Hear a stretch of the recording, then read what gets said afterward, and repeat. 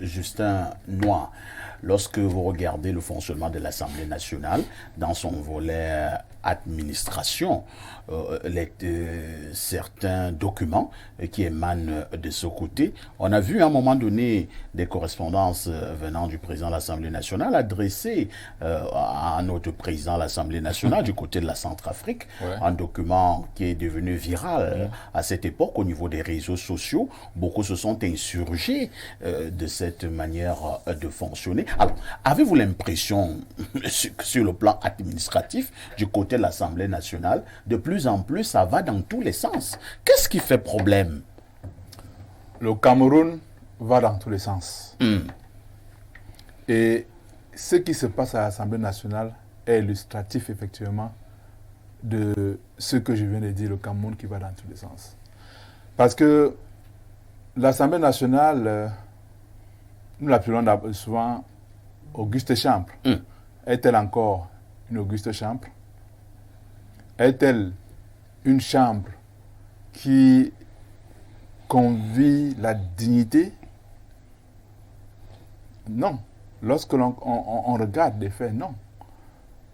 De plus en plus, des documents hautement confidentiels signés du président de l'Assemblée nationale sont sur les réseaux sociaux.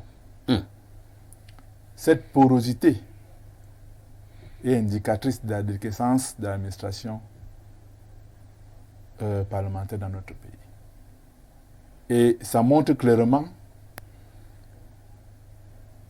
le niveau de compétence, ou devrais-je dire la sénilité de celui qui dirige cette chambre-là. Je voudrais vous rappeler que c'est ce monsieur-là, président de l'Assemblée nationale, qui, quelques années avant, avait publiquement participé à brûler les t-shirts et autres effigies du MSC. Je dis publiquement, il ne s'était pas caché. Il était accompagné d'autres ministres. À l'époque, nous avions porté plainte au tribunal militaire de Yaoundé.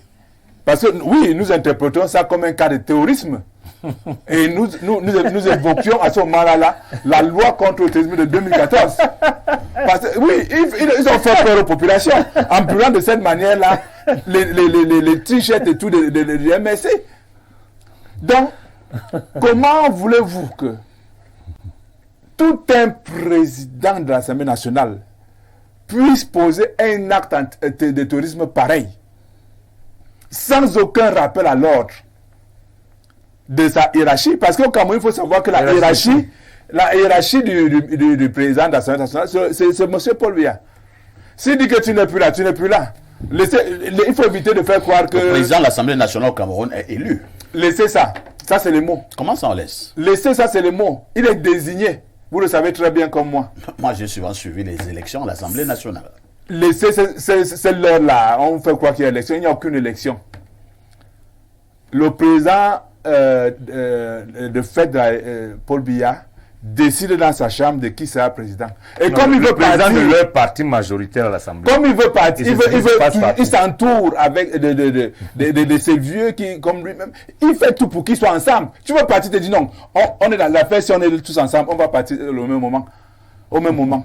Non, je dis, lorsqu'on respecte un pays, il faut éviter de laisser perdurer des situations comme celle que l'on vit actuellement à l'Assemblée nationale.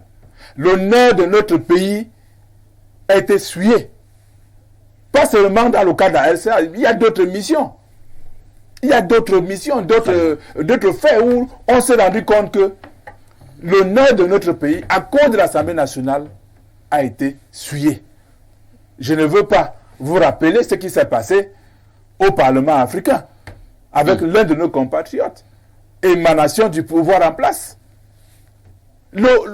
Comme disait le président élu Maurice Kamto hier, on pensait avoir touché le fond, mais nous n'y sommes pas encore. Chaque jour, on se rend compte que le fond n'est pas encore atteint, tellement il y a des scandales. Et à l'Assemblée nationale, il y a tellement de scandales. Chaque jour, il y a des scandales à l'Assemblée nationale.